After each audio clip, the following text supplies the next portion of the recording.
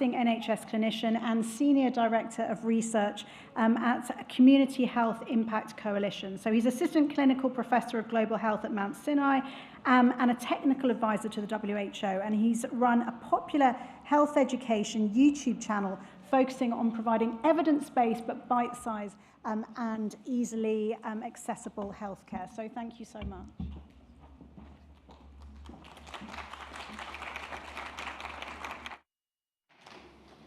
Do we have the transition? I've taken it with me. Sorry about That's that. great, thanks. Before I start, I just want to say I'm massively intimidated actually by being in a room full of dermatologists. Like Emma said, I am not a dermatologist, so I would be very grateful if you could spare me the Viva-style questions at the end. I also want to thank everyone who's put the day together today. It's been absolutely fantastic, and to be honest, I probably learned more about dermatology today than I did in my entire 6 years at medical school. So, like Em said, my name's James O'Donovan, and I'm delighted to be giving a presentation today on the role of social media in dermatological education. My talk's titled From Clinic to Clicks, and I realise that I've got the dreaded post-lunch, end-of-conference slot. You're all suffering from postprandial fatigue, so I want to engage everyone's brains slightly. First of all, I want to ask, who here is a clinical creator? If you just raise your hands. Okay, so there's quite a few of you in the room, which is great. But I'd probably take a little bit of convincing as to why this talk is relevant, since we've heard a lot about deep science today. Well, first of all, I think if you're convinced you could get on social media or you're tempted to get on it, I would say do it. We know that most people now are active on social media. It's how they're accessing health information. And as Prof. Court pointed out, and as Prof. earlier said, so many people, especially young people, are accessing this information. But if you're not tempted to go and film yourself and press publish, as I understand that can be quite daunting, I want to at least convince you that this is an important professional field. It's not just about influencers standing taking selfies on Instagram. It is actually a really serious public health platform.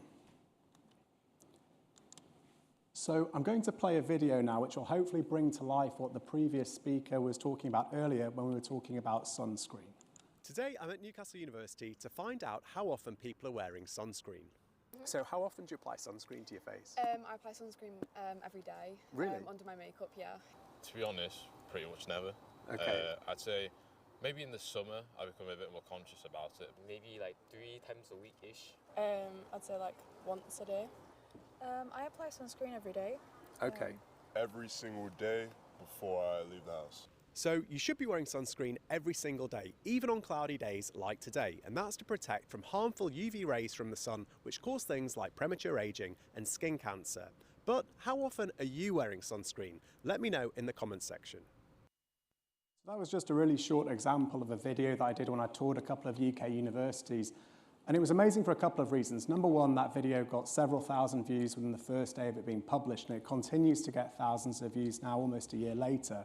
Secondly, there were lots of discussions in the comments section about people being shocked whether or not they even needed to wear sunscreen if they had certain skin types. And thirdly, I think it was a really important way to engage young people who traditionally weren't necessarily talking about this. So today I'm going to cover a whistle-stop tour of 4 key things. Firstly, my own story and how I ended up in this slightly unconventional space. Secondly, the current trends that we're seeing on social media, particularly relevant for dermatology. Thirdly, insights from an original study I ran earlier this year as part of my MBA, looking at the clinical creator community on YouTube. And finally, a look ahead to future areas for growth. So in terms of my own story, I want to start back 12 years ago when I was a Kennedy Scholar at Harvard for a year, and I had the amazing opportunity to spend time across various schools, including the business school, the theology school, divinity school.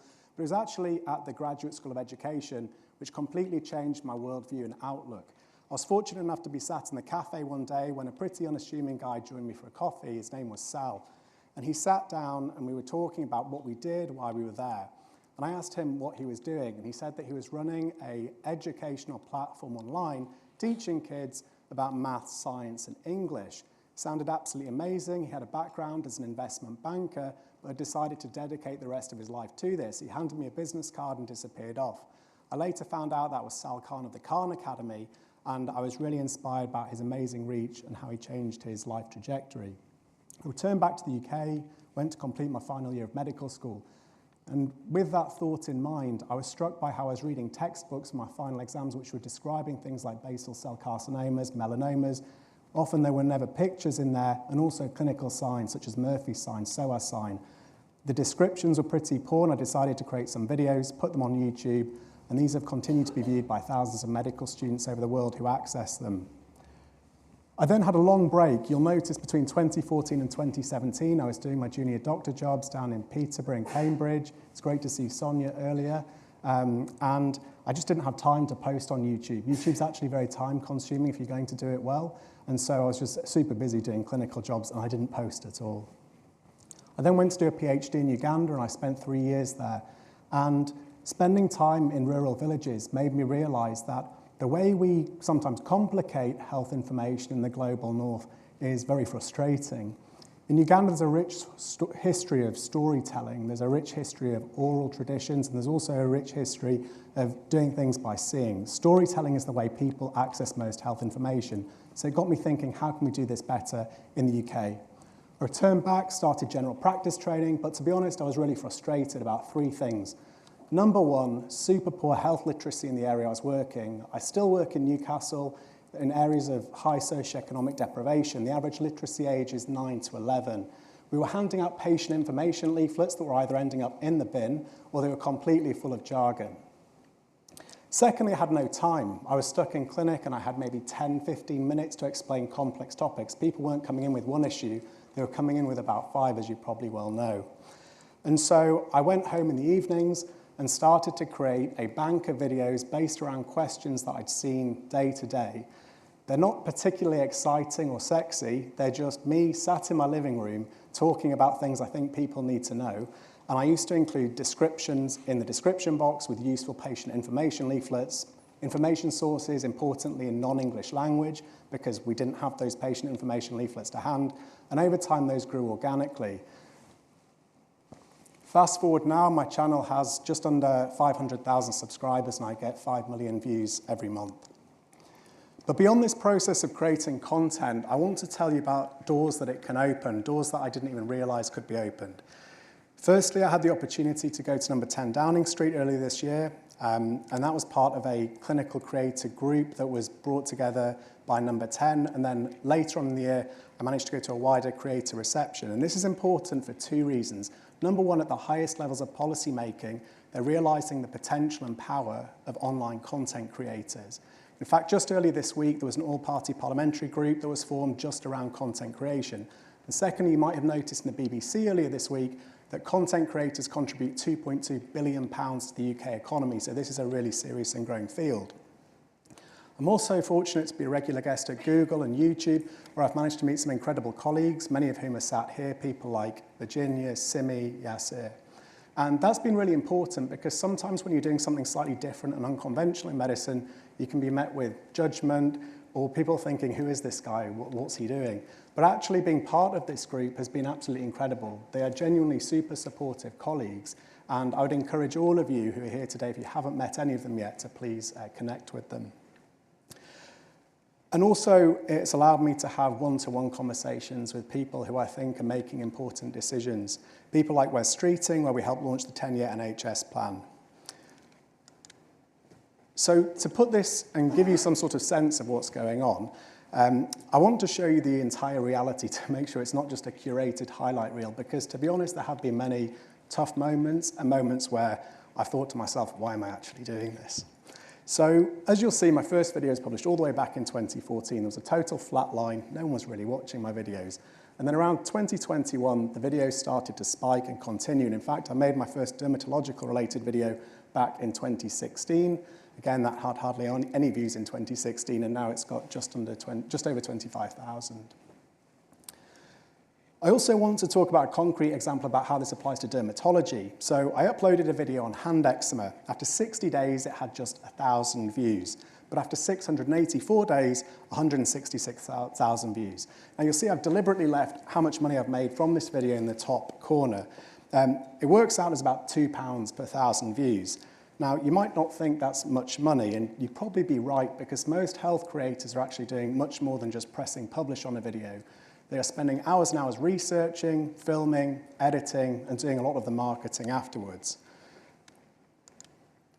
So now let's zoom out and take a look at what's happening in social media more broadly, especially on online trends. If we look at eczema and psoriasis from a Google Trends search, you'll see that over time, especially from 2017 onwards, that's reaching a peak. If I superimpose acne onto that, you'll see it dwarfs both of those two searches, and again, it's extremely high. This means that social media and digital format is central to how patients are learning about skin health. Video is dominating and short-form content is particularly powerful. Amongst Gen Z and Gen Alpha, 74% regularly watch skincare tutorials or get ready with me videos. My 6-year-old niece, her #1 request for her Christmas list are beauty products. And that's all driven by things like TikTok. But this creates both risk and opportunity. Risk because misinformation is spreading quickly, and opportunity because authoritative dermatological voices can cut through the noise as well as build trust.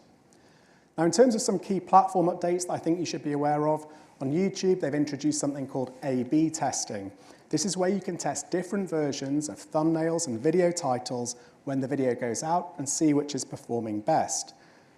This is really helpful because imagine you're producing a video on acne or rosacea and you really want to engage that audience. You can test which one your audience is clicking through on and it will drive further engagement and get more eyeballs on your content. Instagram's extend their reels to 20 minutes, giving space for procedural demonstrations or detailed education. And TikTok is now celebrating their first year of their clinical creator network launch. So there are spaces for healthcare creators that are recognized within these larger companies. And the implications for me are really clear. Dermatology can't ignore these platforms. They're shaping patient understanding, behaviors, and even purchasing decisions. And we've moved beyond the debate as to whether we should be using social media, but rather how to use it effectively as well as responsibly. This also means platforms are being used for lots of different types of things. Content experimentation with different types of short form and partnerships where you can collaborate with people from across the world, evidence-based education, as well as commercial opportunities. And moving on to this third section of the talk, I want to discuss the original study I ran as part of my MBA at UCL Global Business School for Health, which I specifically looked at clinic content creation on YouTube, which is actually the world's second largest search engine just after Google. So to help set the context, in the UK in 2021, there were 2 billion health-related searches alone. That's increased exponentially now into 2025. The second thing is that almost 6 in 10 US adults are searching for health-related information on YouTube. This means that these platforms are not niche, they're mainstream, and it means the way people access health knowledge has changed forever. People are no longer going to see their GP as their first point of call, they're putting in their health-related queries into the search bar of social media. So my study explored 2 main things. Who are the people who are individually creating clinical content and what motivates them? What are their business structures? And importantly, how are they leveraging new technologies such as AI? And it was a fantastic talk that was given earlier by Emma, and we'll look at some of the findings here in relation to AI with relation to content creation. So I think I could explain who these content creators are with lots of statistics, but instead I'm going to show you 3 different colleagues who do amazing work. Some of them are actually sat in the room, so Simi, Yasir is over here as well, Virginia. And each of them combines their clinical expertise with content creation. And whilst their audiences, styles, and platforms are differing, they're all part of this broader phenomenon. And they've each reached millions of people, empowered people to seek healthcare, and importantly, they've all done this in an evidence-based way. So here's what I did in the study. We did 25 surveys with people across the UK, Brazil, India, and the US. And we tried to characterize who clinical creators are, their motivations and their professional identities. And we also wanted to understand how they're positioning themselves as businesses or entrepreneurial ventures.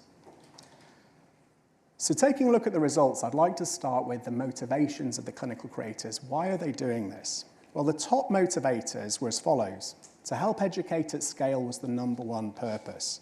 Then it was a passion for teaching, followed by raising public awareness and tackling misinformation.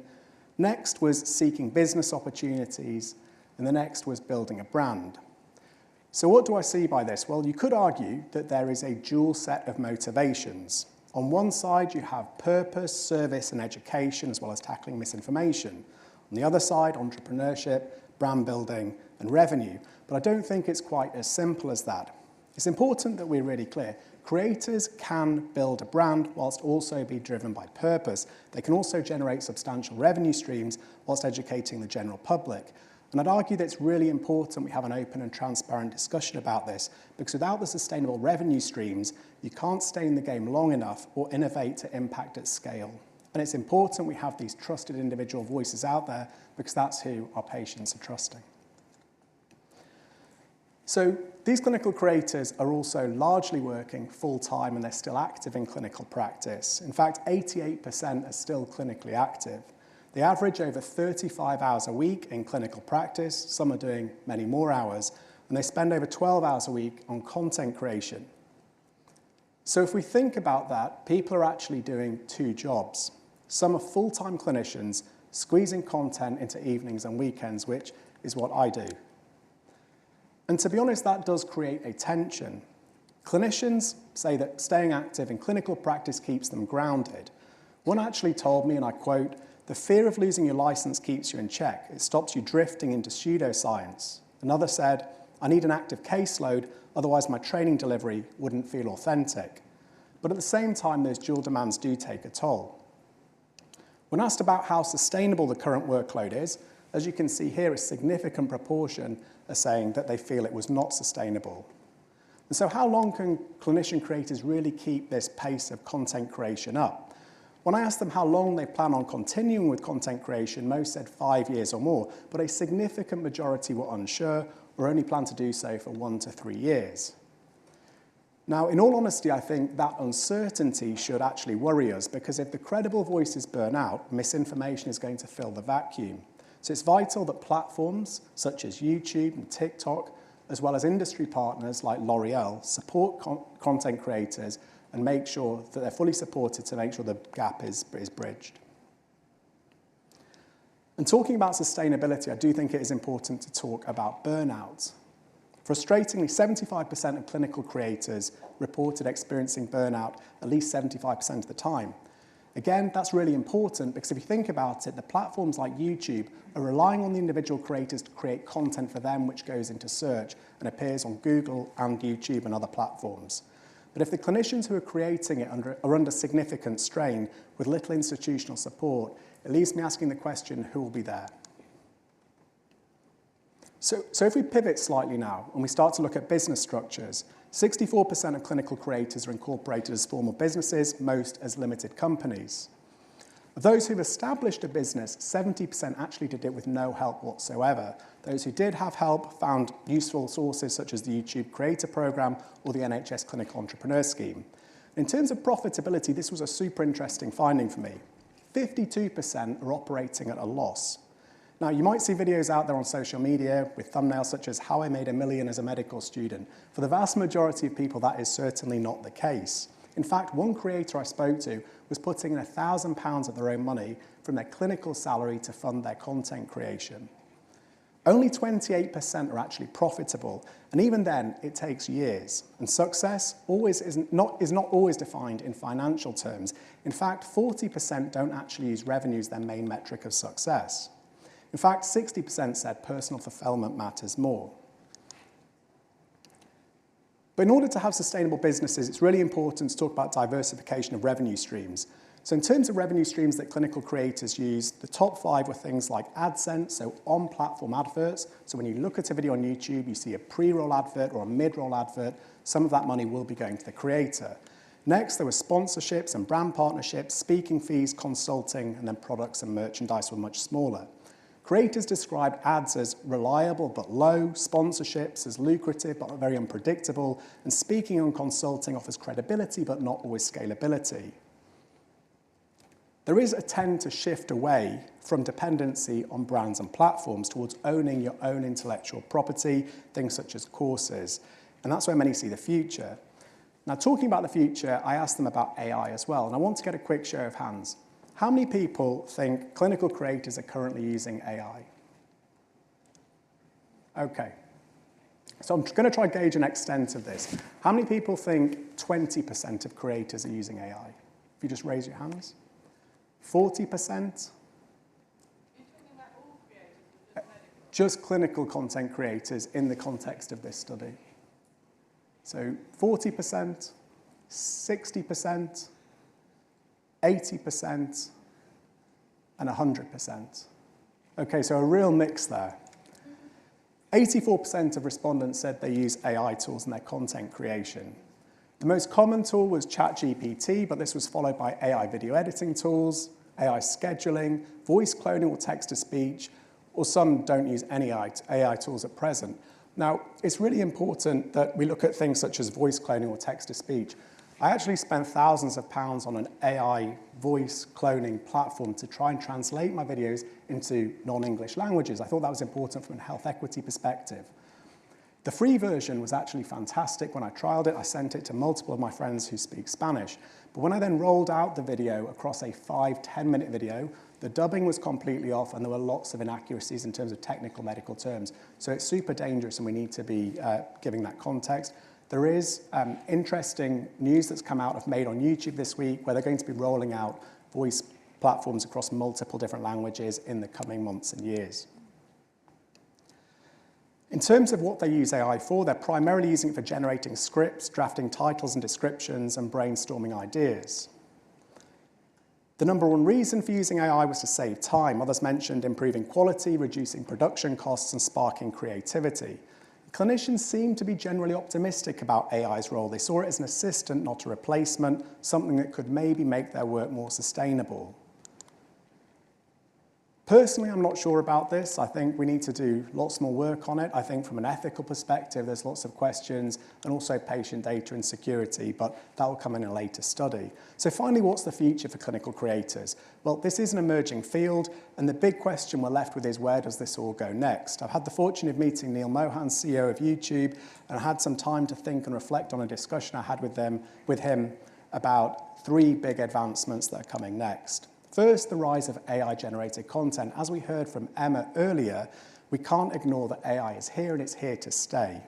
We're already seeing tools that can generate not just text, but video, images, even synthetic avatars. This has got a really major implication as well for those individual clinicians who are creating content, because AI could rapidly produce multiple videos in a fraction of the time that an individual needs to take to sit down and produce these videos. They could flood platforms, and eventually search, which is how most health education is found through the search function on YouTube and Google, could be replaced if we don't have appropriate safeguards in place. The second trend we're noticing is a return of long-form content. Despite what you hear or see on social media, especially on TikTok, there is actually an emerging trend towards longer-form content. We know that actually TV has overtaken mobile phone as the #1 platform in the US as to how people watch videos on YouTube. People are enjoying sitting down, watching long-form video podcasts. And I think this is really important for dermatology. Think about the conditions that require education and nuance over time. Chronic eczema care, acne treatment adherence, and understanding biologics, and many of the things we've heard about today. These are not 15-second conversations. These are nuanced conversations that require tailoring. At the moment, I think we're in what I would call a stage 1 or stage 2. It's quite nascent on many platforms. But as more content is produced over time and evidence gaps are filled, there's going to be a space for more personalized information and localized information, and I think that's what's going to be filled. Third, and I think most important, equity-focused content. We know that misinformation disproportionately affects communities that already face barriers to care, and we know that dermatology has historically underrepresented minority ethnic groups in textbooks, trials, and teaching. Social media does offer an opportunity to change that in some way. To intentionally create content that understands a diversity of skin presentations, translate into multiple languages, and to intentionally target underserved groups. To put it into perspective, in Uganda, where I did my PhD, there are 12 dermatologists for a population of 45 million people. Equity-focused content also builds trust. And it's more than just a moral imperative, it's a growth opportunity. The audiences who feel left out of mainstream health content are often the most engaged once they find material that speaks to them. So pulling it together, if we zoom out, AI is going to change the speed and scale of content creation. Long-form content will hopefully return depth and nuance to health education, and equity-focused content will help us reach those who've been historically excluded. For dermatology, that has got enormous potential, but also responsibility. People are searching, watching, and acting on what they find. And the question is, will those voices be from credible experts like yourselves or from less reliable sources? And that brings me really back to where I started, the journey from clinic to clicks. It's not about replacing what we do in our consulting rooms. There is always going to be a place for seeing patients face to face. It's about extending it both responsibly, sustainably, and creatively into the spaces where patients, especially young patients, are already looking for answers. The question is, do you want to be part of this growing movement to benefit your patients and the wider population? And if so, I welcome you to join us. I welcome any questions. I want to thank you sincerely for your time. And in true YouTube style, most of the actual hard work is being done by the people behind the scenes, especially the AV team, who I want to thank, who were managing my presentation as I submitted it last minute, and also 16, Leisha and the rest of the team who put this fantastic day together. Thank you very much.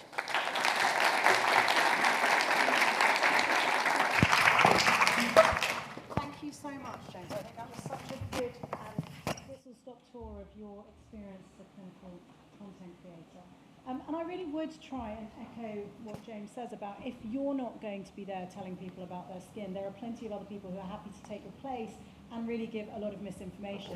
Now, I'm on the BAD working party for social media, so we're going to try and bring out some guidelines. I think some people were feeding back that actually it was hard to know exactly what to do and give some advice and some guidelines for that. So hopefully that will be helpful. And if anyone does have any questions or wants to contribute anything to that working party, then please do let me know. Thank you so much. And as just a quick note to that, there are guidance that's been published by the Academy of Medical Oncologists. It came out in May 2023. If you just search for it, it's got appendices, pages 13 to 16, and it outlines how you can credibly create content, and you can bring it to appraisals and revalidation, things like this. Thank you so much.